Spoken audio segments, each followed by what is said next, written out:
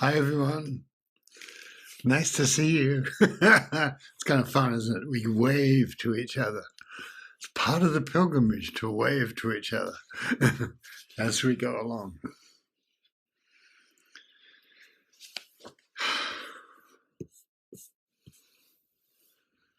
Feel what it is to be here, which is the thing, right?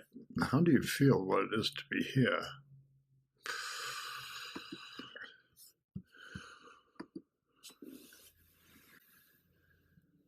Feeling the time, enjoying the time.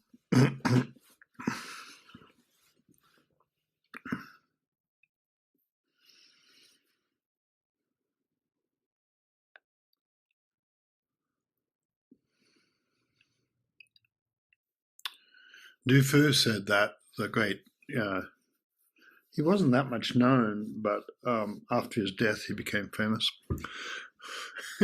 which is the way of it. and uh,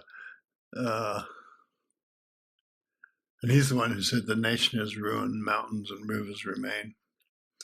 When the capital city had been, the great walls had been broken. They were wide enough to drive carriages along the top, the wagons along the top. So it's just like our lives, You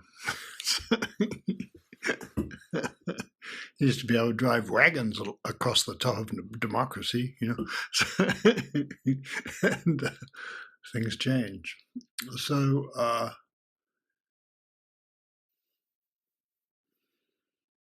just feeling the time here, spring, as Du Fu says, spring comes, and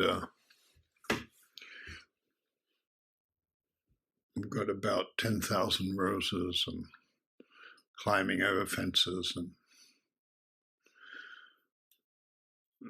vast peonies and ravens that just moved in, sort of.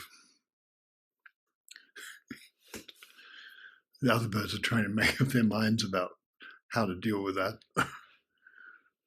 It's nice to see those big flashes of black around in the garden. Ravens, hawks, owls. The big, difficult people in the bird world.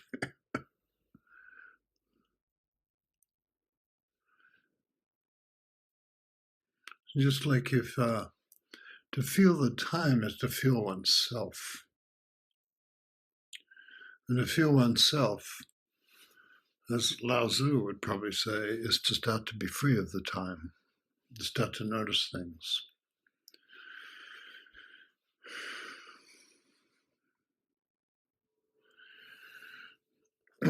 So I've been thinking about pilgrimage and journeys and so on, and how the other thing I've been thinking about is how if you're on pilgrimage, if you walk, you forget yourself, which seems a kind of Zen thing, and you don't worry what other people are thinking, and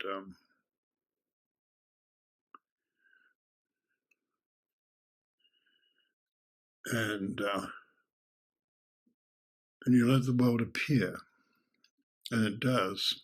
And I noticed myself, I noticed this phenomenon when I first did retreats, did sessions. I noticed that there were kind of phases where the first day or so was kind of exciting. My mind leapt about, and I was happy to be in retreat. And the second day or so, the demons appeared, and I thought, well, it'll. And then the third day or so, it got worse, and I realized I was just fighting myself. I don't know if I realized that. I just tried to endure through it first, but then at some stage it just turned in to the difficulty. And the difficulty is it, right? The difficulty is our lives. It is a part of the pilgrimage. We're walking and walking, and something difficult appears. And you know what? That's your gate. That's your gate. And I don't know what to say about that really, but it's a marvelous thing how when I first, I did retreats because I thought, I don't know, there's something real here, but I can't really, I don't know what it is. And so, but I knew that my mind was all over the place, running around like a wild creature, which it was.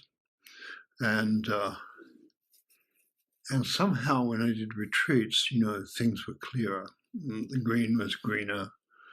The bird flew through my mind, not just through the trees. And then it gradually decayed and my mind was just like it was.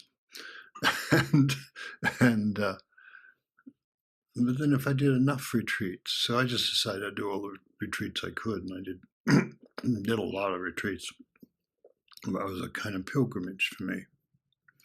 And I think a pilgrimage, after a while you realize you're not trying to get somewhere on the pilgrimage, you are somewhere. You are the where. And it's a kind of nice thing,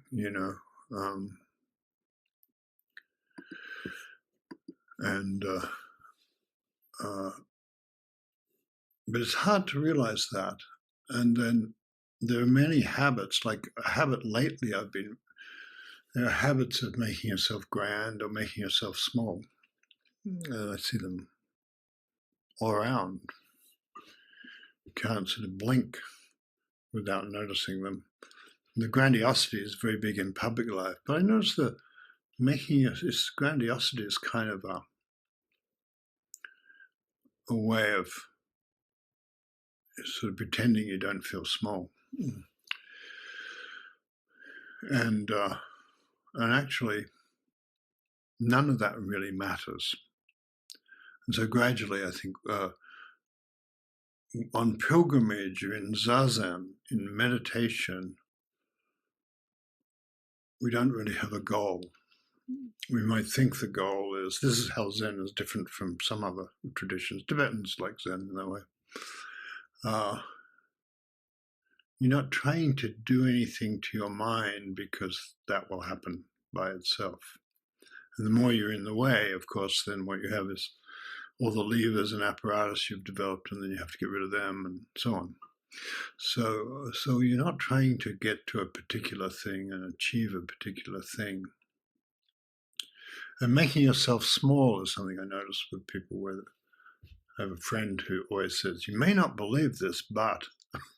And I finally said, would you stop saying that?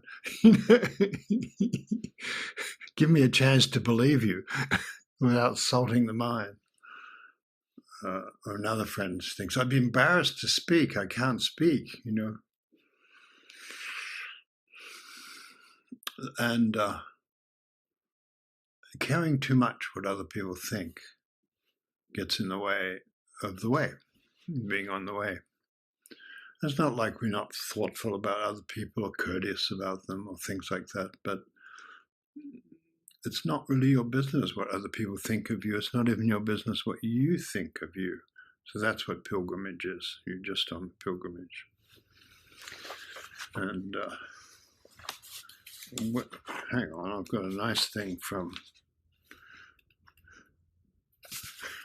Zhuangzi here.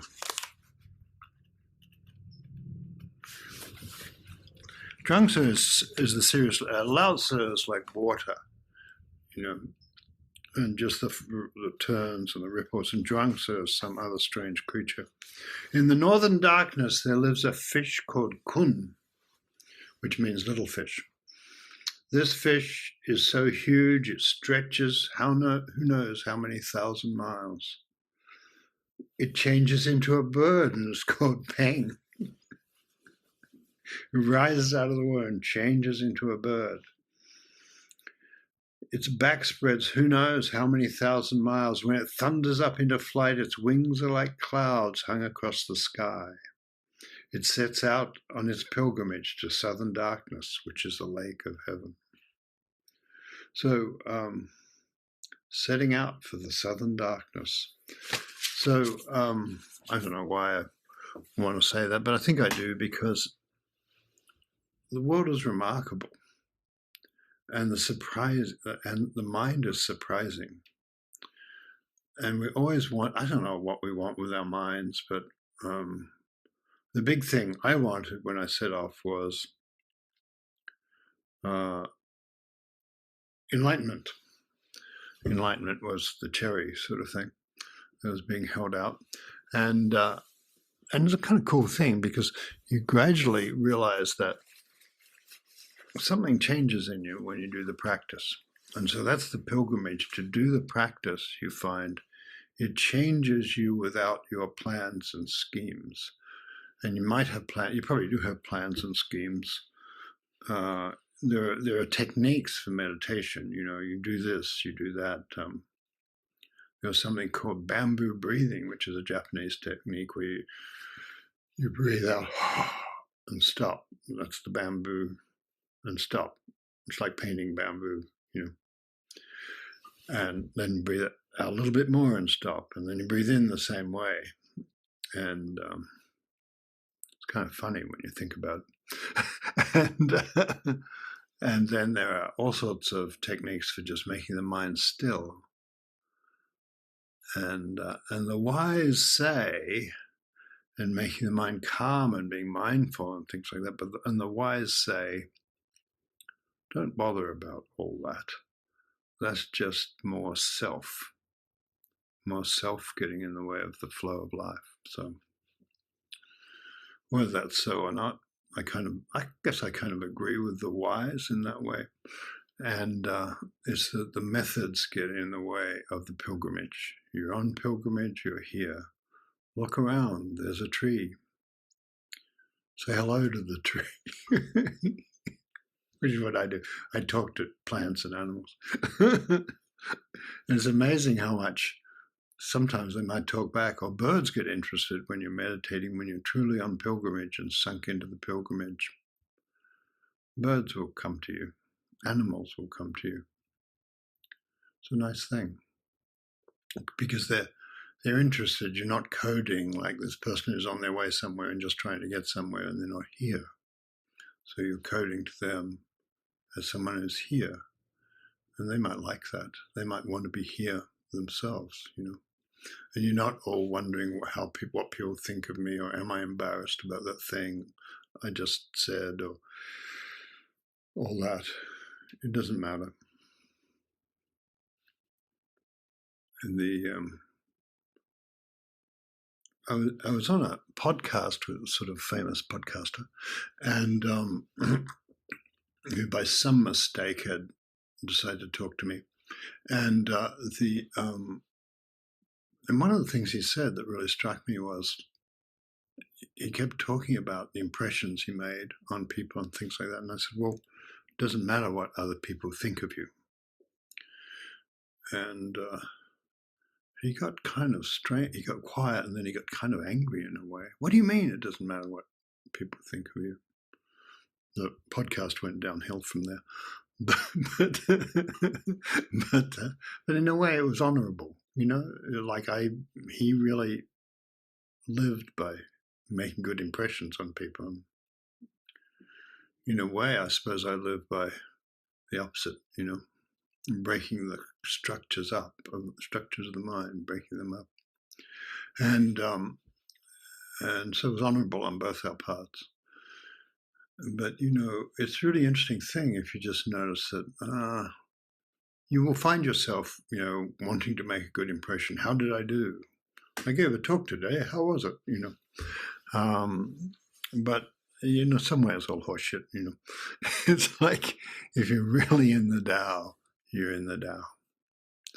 And something deep comes from you, And,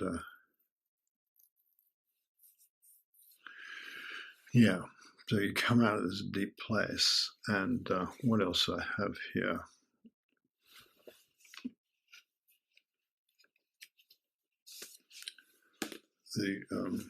I took some notes and now I can't find them, which is pretty normal for me. Yeah.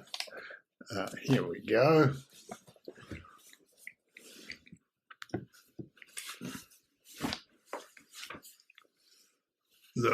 The thing with the pilgrimage, when you're on pilgrimage, you have to, in a certain sense, if you're really on pilgrimage, you have to go into the dark material. You have to let the dark material rise. Otherwise, you're not really on pilgrimage, right? You just, I don't know what you're taking a stroll in the country for the afternoon. That's nice. But if the dark material rises, you've already entered the real work. And I also discovered this hiking, which, after the third day or something, my mind would be pretty free and I wouldn't really mind much if I got lost and, that sort of thing. And it was kind of nice. And if it snowed unexpectedly, it was all right. It was interesting. So, and from that, you notice that if you're on pilgrimage and something difficult happens, you can turn into it. Or even if you're just meditating and suddenly your mind is taken over by one of the revulsion for your circumstances. Thinking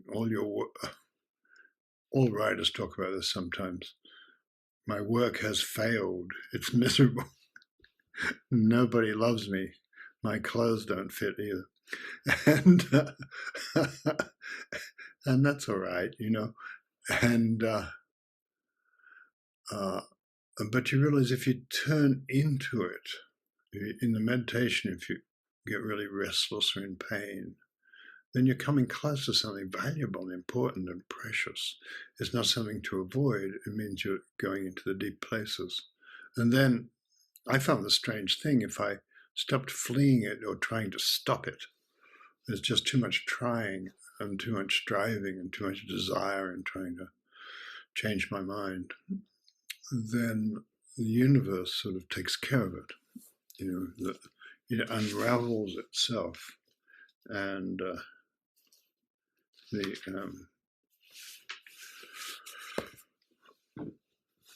so that one of the great things, if you really want to get enlightened and you meditate really well, you'll get into, technically they're called threshold places, neighborhood places. You get into these places of great calm and it feels like you can hear what the bird's thinking and stuff like that. And all you have to do is sort of stop trying to be calm and stop trying to get enlightened and all that. You just hear, and the more fully you're here, and then you start noticing, I've noticed in myself, I've noticed in other people, as they go deeper in their practice, little things come to mind that are sort of part of the arising of self-knowledge, and they're appreciated. I just ran into something my mother said. I don't remember saying this, but I obviously wrote it down. She must have been, maybe she was dying, I'm not sure. And she said this great thing. She said, there's one of those tiny little noticings you do about yourself. And she said, one day I was going to Mass. It was probably a Sunday, but I don't know, maybe not. And from where she lived, you'd walk down the hill and be at the church, but if you did a detour, you could go along the river. And she said, and I thought I'd walk past the Marine Board, which is where the harbour was. And she said, I'd see what ships are in, which was a matter of interest to our family, And she said, when he was still at sea, I only saw my father a few times a year because he was always away on the ships, And so I walked down to the Marine Board and I saw that the Narrabeen, which apparently was he was on his ship. was docking, was coming in, and I just noted, and then I just went on to mass, to church. And she said afterwards, I thought, now I think it's strange that he would have been halfway up the hill to home by then, and I would have gotten to see him. You know? And so her noticing that was in a way noticing, I think that was, she didn't seize what she really wanted in her life, or often she didn't, you know. And so that's something to do. I think something that Zen does, you seize what you really want, you know. Which is also, I suppose, a Taoist thing. You know, if you really want it, it's not a matter of choice. And it's not a matter of virtue, it's not a matter of being good, any of those things. So, just to say, it was nice to catch. I also like that movement in the psyche where we notice, oh, that thing I thought was completely normal that I did all my life, I don't have to do. So you get free. It's great. Oh, I didn't know. I didn't know I had to do that. You know, I didn't know I didn't have to do that. And so,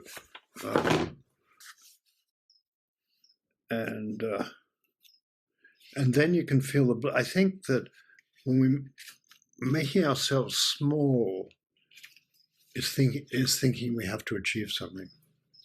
You know, apologizing for ourselves is the same, really. And then our past just recurs and that sort of thing.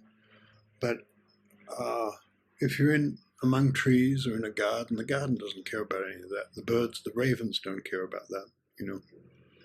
They're just flying through. They get interested in you. The less you care about that, the more the birds will be interested in you.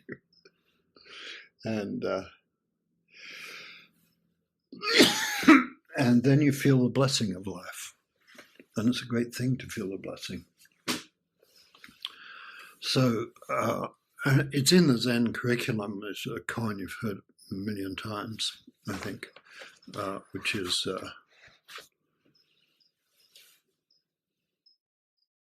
the student comes along and the teacher says, what are you up to? And the student says, I'm on pilgrimage. I'm going around on pilgrimage, which is a nice thing, from temple to temple. And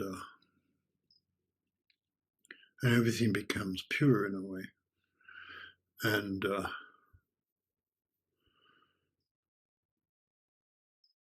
then the teacher says, well, why are you doing that? And we just said, in a way, it was the sort of thing that a student thought was taken for granted. It's like a good, holy thing to do. Why am I doing that? But the teacher's not interested in that. He's not opposed to that, but he's not interested in that. And the student says, I don't know.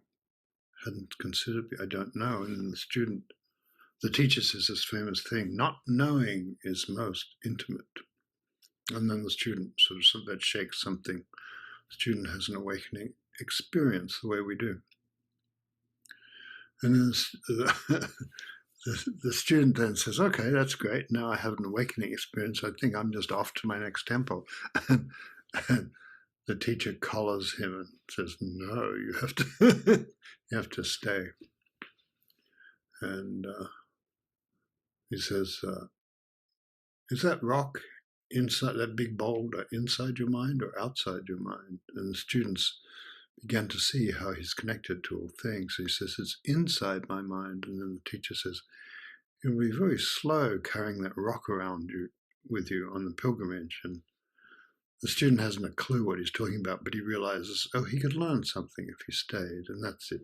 So you can learn something by going deeper into the mystery of it, into the not knowing of it. So that's a good thing. And the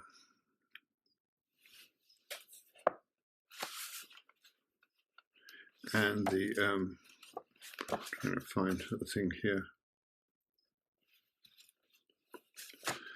Let favor and disgrace be warnings. This is the Daoji. Let honor and disaster be your body? And why should favor and disgrace be warnings? Favor means descending. Descending to gain. It should be a warning. To lose it should be a warning. Thus should favor and disgrace be warnings, and why should honor and disaster be your body?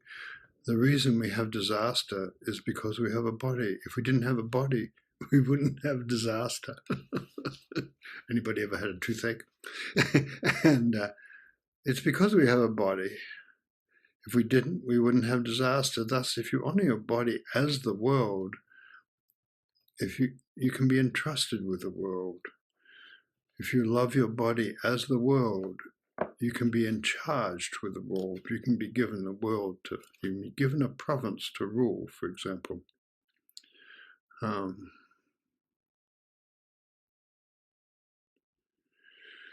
Tao is so empty that those who use it never become full again, and so deep, as if it were the ancestor of all of us, dulling our edges, untying our tangles, softening our light, merging our dust, and so clear, as if it were present. I wonder whose child it is. I wonder whose child the Tao is. It seems it was here before anything. And when we merge with it, we were here before anything too. So, I don't know.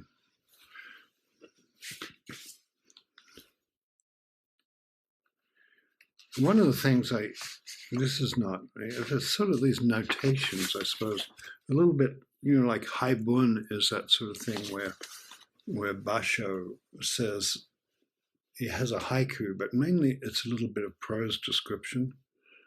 And the sun and moon are travelers in eternity, even the years wander on. A lifetime adrift in a boat, or leading a tired horse into the years. Like that. Anyway, each day, leading a boat into the years. Each day is a journey, and the journey itself is home. That's pilgrimage mind. And he said, I just returned home when the mists were rising. The spring mists were starting to rise on the Sumida River, and I just longed to leave on pilgrimage again. So he's just been home for a tiny time after being away for a year, and he gives his hut into the care of a friend and prepares to take off again. So he's somebody who just lived inside pilgrimage. But those moments where he just notices things, the mist beginning to rise on the Sumida River. I just ran into this thing I wrote that's sort of like that. It's not a poem. There's not anything really. And a small boat ran into the little river cove. I was sort of in a house watching it from above. A shallow bay offering shelter from the north winds.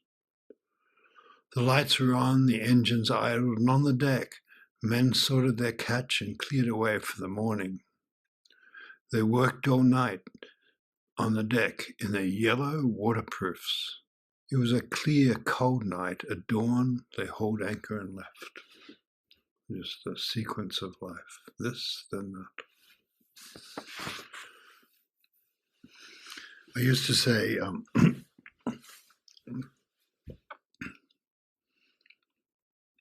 there's a couple of great Tibetan teachers. If people ask them for advice, and they'd say, enjoy yourself. And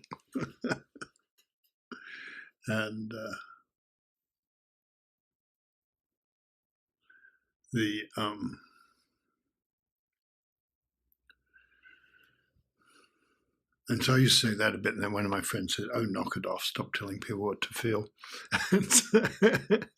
I still have the impulse, though. So, pilgrimage, the vast thing that is our life, the whole arc of our life. Alison, do you have anything you would like to say?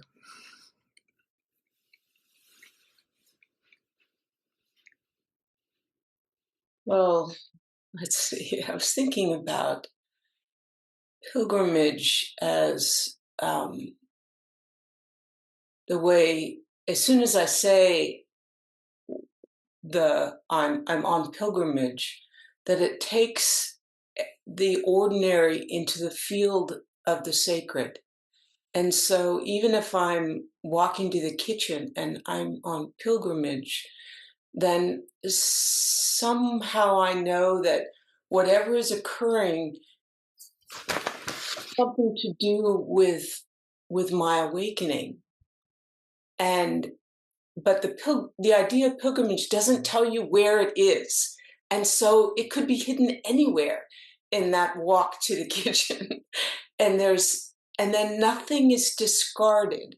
I think in the ordinary way I move about the day would be, let's say, if I'm have a goal, if I'm going on a I'm training for a 10K or something, and then the run that I'm on is discarded for the goal. It's in service of some sort of goal, and so I just don't pay attention. But the pilgrimage is that the quality of the thing that is happening is infused with some sacred quality, the intimate quality of not knowing where it is. And I was thinking about we have this grove of eucalyptus that is actually not on our property, it's on a neighbor's property. And if in Northern California, a grove of eucalyptus right next to your house is, it's like being in a harbor on a ship, and the ship next to you is an old wooden ship, and it's got a cargo full of gunpowder. So it's kind of like that. and the trees fall down, and they're like ensenate. The trees, they hurl branches at your car and your house and everything. And slowly we've been taking them down with our neighbor's permission. But a couple days ago I heard chainsaws going, and I went outside to investigate, and there was a huge crane with a lot of people yelling in Spanish. And then there was this guy way up on the crane, and then this other guy who was about 100 and over 100 feet high, just hanging by a rope on one of the eucalyptus with a chainsaw in his hand. And the branches were coming down, and and one hand, I'm always happy to see more of those trees come down, but the tree they were working on was about 12 feet from the raven's nest. Then we have these ravens. I'd never seen a raven's nest until the ravens decided to nest on next door to us. And the ravens had disappeared. They were there for a while, but then eventually, the chainsaws, they just sort of spooked them off, and I didn't see them in the nest anymore. And for that whole day, I didn't know if the tree people were going to be cutting down the raven's tree, and we were going to lose the nest, or if the ravens were going to be so traumatized that they were going to give up and never come back, or that were the eggs, did they need to have the ravens sitting on them? Were they going to get cold? I had just had all of this sort of, it was very much like the Stations of the Cross, the moments of not knowing, but entering into some kind of suffering or pilgrimage through the day. And each moment was full again of the sense of brightness. I don't know what's going to happen.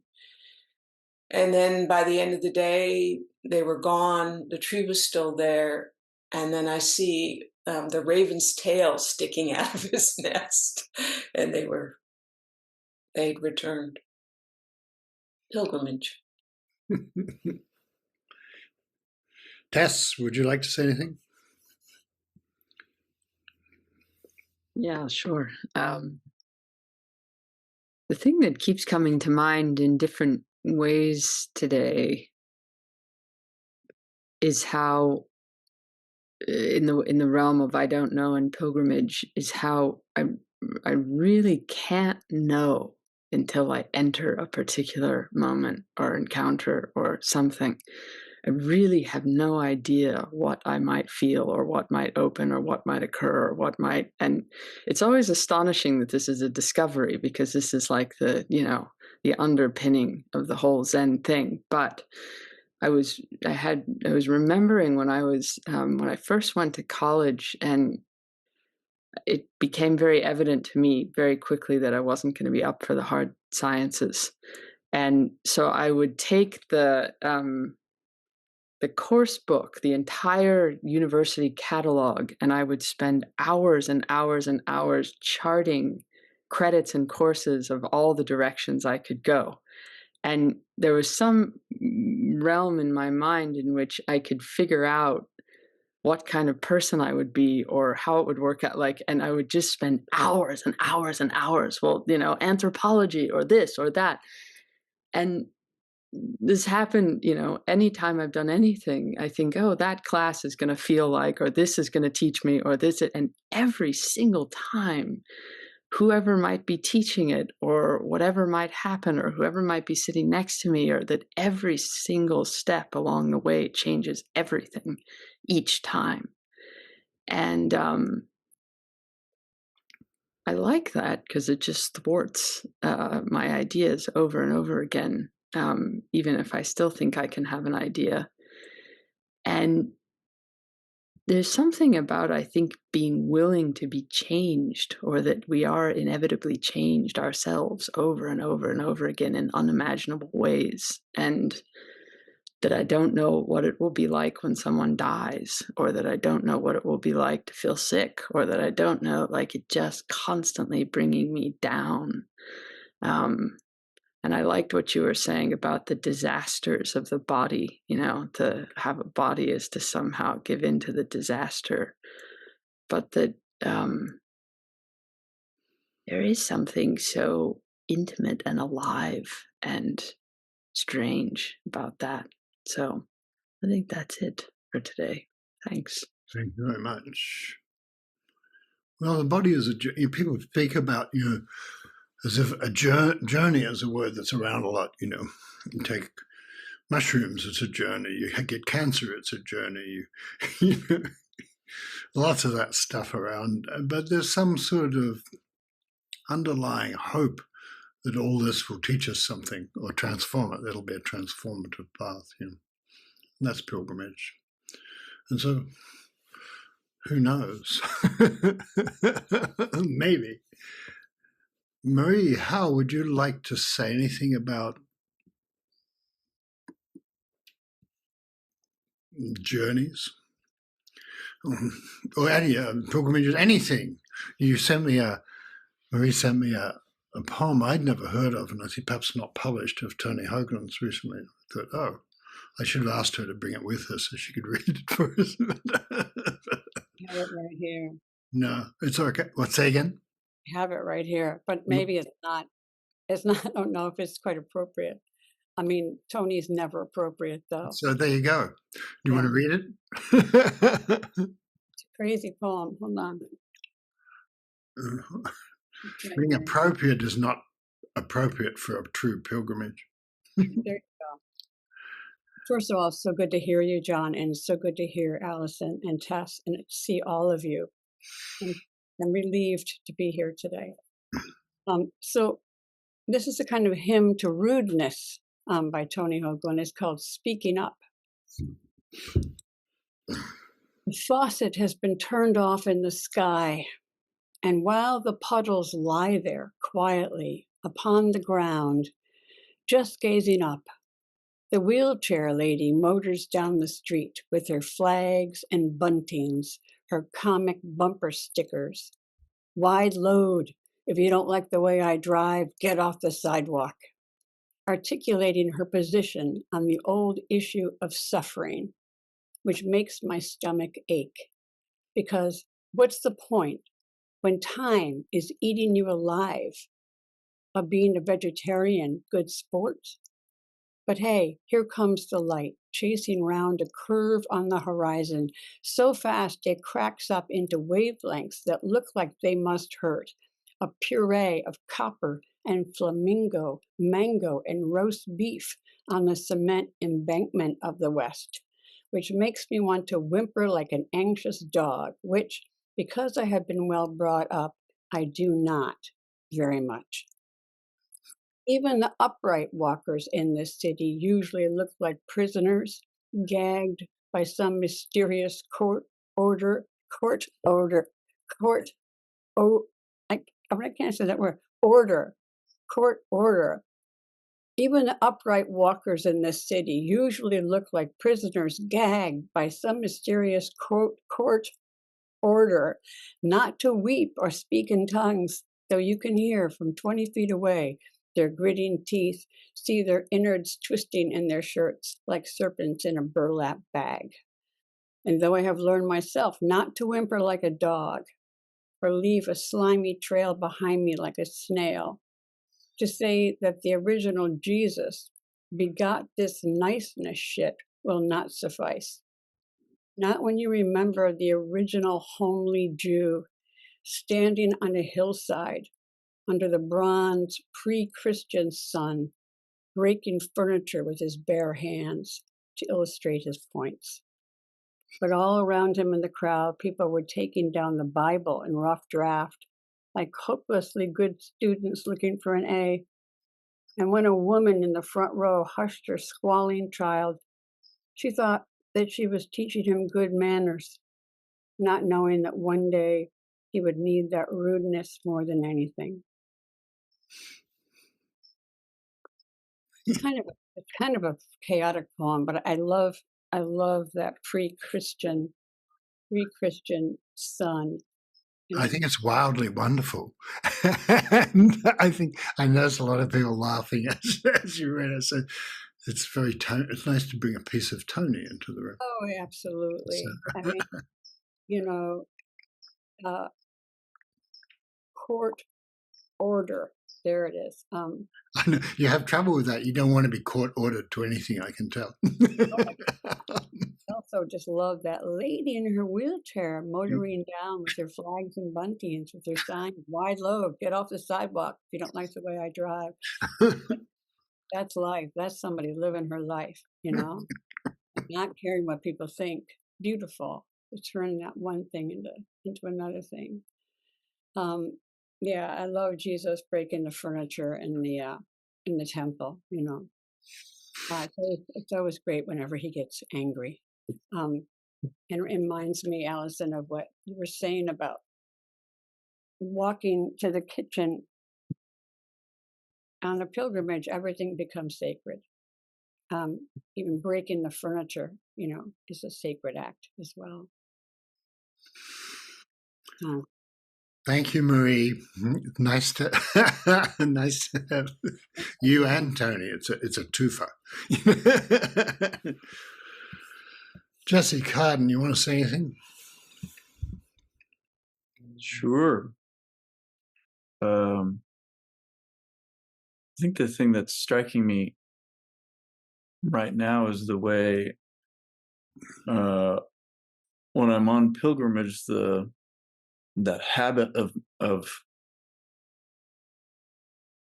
sort of interpreting the world in reference to myself starts to wear away, and the world itself can come up and have its own life. I took my son to our local skate park yesterday, which is this massive wooden structure that's been built and rebuilt, and it's like a Frankenstein thing. And there's graffiti art on it, and some of us really, you can tell the people who did it were really talented. And we're moving away. I don't know if that had anything to do with it. Actually, I just thought it was beautiful and I started taking pictures of it. And then my eye got, I don't know, my eye started looking for more of that kind of beautiful art. But then the more my eye started to open toward that, the more the humble pieces started catching my eye too, like just a little smiley face or there was one messy spray paint that just said art. It was like, yeah, that's great. One of those John was here kind of things. And so it's as though I could feel the soul of the person who had done the thing starting to emerge out of the place. And then the place had its own life. As we walked around he wanted to ride his bike around the outside, and you could kind of see into the innards of the skate park. And I could see that people had done all this art that had then been partially covered up by all the Frankenstein, as they'd rebuilt the thing. And just thought, holy shit. So something about that, I think, about just how the world can appear like that and have its own life when I could just get lost in it. So I think that's my pilgrimage for the moment. Thank you. We don't have much time, but Todd, do you have a report from the trenches of America? So I thought this morning, reading your blurb, I thought I will go on a walk this morning. I will go on a pilgrimage of sorts. And there's a waterfall about 2 miles from my house. It makes a nice walk to it and back, and it doesn't run all year. So in the spring, it's when the water is running, and it's always nice to go and sit and listen to the water run. And as the summer wears on, that becomes something I kind of crave. So I headed out and walking along, thinking about pilgrimage and journeys and whether or not the tariffs were going to hurt my business and various other things. And I made a wrong turn and I went just in a completely different direction. and I thought, so do I go back or what do I do? I just kept going. And it happened a couple of times. I just another time I was walking down the trail and it just ended. And these are trails I know well. Like I've been hiking these hills around here for more than 10 years, 15 years. And then the trail just ended and I realized I'd taken another wrong turn. So I never made it to the waterfall. But instead, I did have a nice walk and I saw a turkey vulture and I saw poppies and mustard everywhere, the green gold mustard. And I saw a blue grosbeak, which is a beautiful blue bird that's actually the color of the flowers that are in Allison's Zoom window. And then I came home, and my big bulldog, American Bulldog Bella, was happy to see me. And so that was my pilgrimage. Thank you, Todd.